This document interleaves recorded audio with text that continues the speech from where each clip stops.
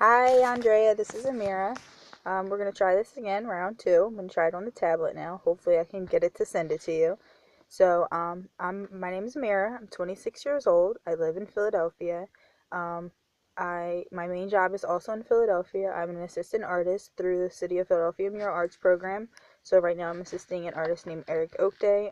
His studio is in Philadelphia, and the mural will also be going up in Philadelphia, and I'm hoping to continue on with maybe another mural with him afterwards, and maybe an internship with this mural arts program for the summer, all of which are day activities. So I pretty much finish up with him around 5 o'clock. I already spoke to him about the potential of doing some events with you guys, so he's pretty flexible. If I needed to leave early, that would be no problem. I also work in New Jersey, which leads me to the next question of how far am I willing to travel for work. I work in New Jersey in my morning job. It's about a 20-minute commute. It's right on the other side of the Tacony, which I'm not too far from it. I'm right around Bridge and Pratt. I'm Margaret and Orthodox in Philadelphia, so I'm kind of right by the Tacony Palmyra Bridge. I'm right by 95. I'm right by 76 in the Boulevard, so it's a convenient place to be for me to kind of get in any direction if I need to head out. But I'm comfortable with traveling for work. My limit is around 25 to 30 miles. I wouldn't like to have to spend more than an hour commuting to get to an event just because it'd be ending late, and then I don't want to, have to be making an over an hour long commute just to get back home. But I am willing to travel to Bucks County or, Jersey. I know that's where you said some of the events were. I'm also available for the weekends if it was a Philly event. You had asked how many events per week am I interested in working. I'm looking for maybe two to three. Like I said, I do work every day during the week.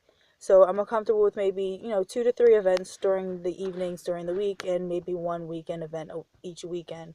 I'm okay with doing back to back weekend events occasionally. I wouldn't like to do it, every weekend, because those are actually my only 2 days off. But I wouldn't mind doing something like that on my day off because it's fun and something I would probably do in my spare time anyway. So I don't have a problem coming to work to do something like that. But let's see. Have I ever worked in a restaurant before? I've worked in a pizza place. I've worked in a toy store. I've worked in retail before. My job that was in King of Prussia was a Forever 21 clothing store. So I'm comfortable with customer service. I've dealt with kids. Like I said, I sent you the picture of the paint day. That was maybe about 2 weeks ago. So, yeah, customer service, retail. I'm okay with computers. As far as social media, I do have a Facebook and Instagram account. I don't use them that much because I think some people put too much stuff on Facebook. But I'm pretty sure the question you're asking is, would I be comfortable or familiar with taking pictures at the events and posting them on Facebook to kind of drum up some interest, a little bit of advertising for the program. And yeah, that's no problem. I can use it for that capacity. Just, some people put stuff on Facebook that has no business being on Facebook.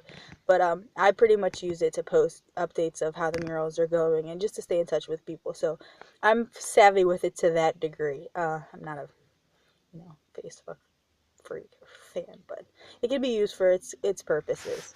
Um, let's see. Am I comfortable in an independent work situation or approaching a bar or restaurant? I'm kind of addressed both those questions at the same time. So my morning job that I had mentioned, that's in Jersey, it's through a agency called Labor Ready.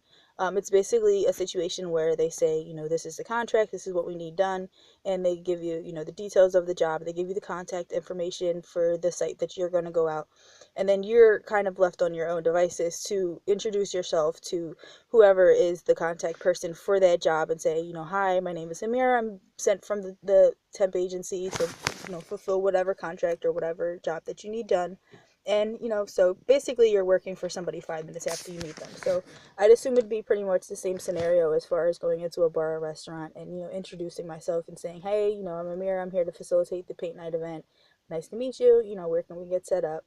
And as far as am I comfortable with keeping myself accountable, I'm actually a college student. I'm going for an architecture degree, and I try to schedule as many classes as I can online just because I don't have the time to spend on the campus. Excuse me. So I do have one class a week that I take on campus, but for the most part, I try to do them online, which means that you have to be very accountable for yourself because there's no teacher standing over your back saying, hey, you have homework due tomorrow. So yeah, I'm used to having to be my own boss and kind of keep track of my own time management and my own assignments and stuff like that.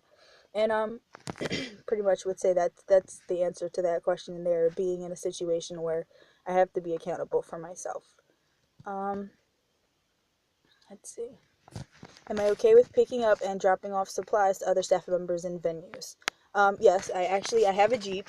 Like it's mentioned in the emails. Here's my Jeep. This piece of sheet metal that I had brought home from my boss's studio. But I had got the Jeep to haul supplies, so yes, I'm fully capable of picking up and dropping off supplies. I would like to, just have it cleared up ahead of time, maybe how far I'd be traveling and how often.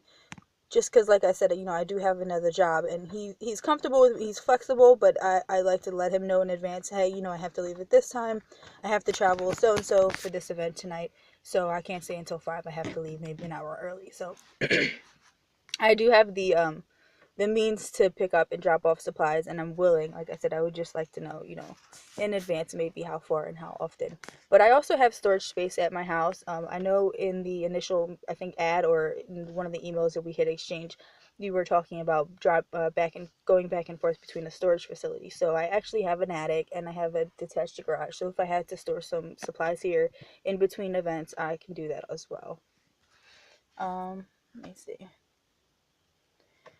What would I say to a customer who hates their painting? Well, um, everybody, you have to deal with everybody differently. That's kind of the crux of customer service. You can't approach everybody the same way. So, but what I would say is, um, every artist is going to find flaw with their work. I'm never satisfied with anything that I've ever painted. There's always something that I wish I would have done differently or that I could have done better. But being the person who's objectively looking at a painting, I can always stand back and say, well, I really love the way that you did this, or I really love the way that you brought this color in. And even though it's, we're all painting the same picture, everybody's got their own, artistic flair to it. And at the end of the day, the main message that I would try to get through to them is the paint night is an experience. A paint night is you going out with your friends, having a couple drinks and doing something that is super fun and enjoyable and making memories. So at the end of the day, whether you like the painting or not, did you have fun tonight? Did you like the night? Did you, have fun with your friends? Did you enjoy your time out? And if you did, well, then even if it's not the best painting ever, it's still a memento and a memory and, a souvenir of this memory that you've made tonight. So hopefully just, I'd be able to communicate that to them and make them feel a little bit better about maybe not the painting, but maybe about, coming out and joining us for the night.